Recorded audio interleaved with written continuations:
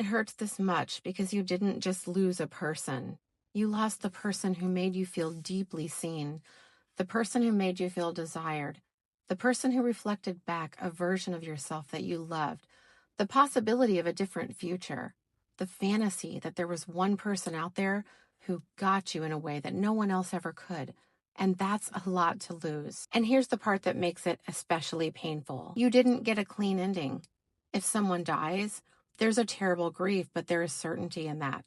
If someone betrays you completely, there is anger. But your situation has always contained both love and disappointment, connection and instability, admiration and hurt. And your mind keeps trying to solve a puzzle that doesn't have a clean solution. That's why months can feel like weeks on some days. Here's why the wave still hits. Because you aren't grieving that person every day. You're grieving them in moments, like a song, a dream, a sunset, a joke, or a memory.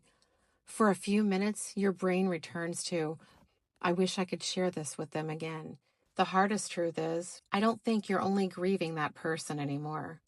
I think you're grieving the realization that you've spent a lot of time recently where you've rarely felt seen. And that's a much bigger issue. Because if this were only about that person, months would likely feel different right now.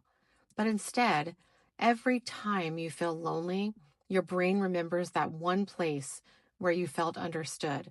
So the grief gets fed. Now, how do you let this pain go? This is where I want to say something that may surprise you. You do not let the pain go by letting go of the person.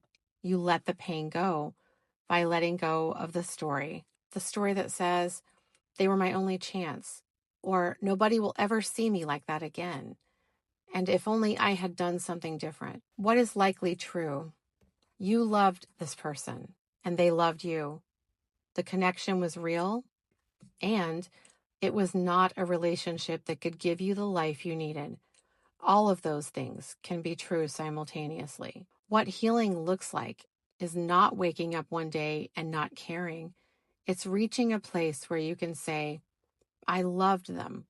I miss them sometimes. I wish some things had been different, and I no longer need the story to continue. And that's freedom.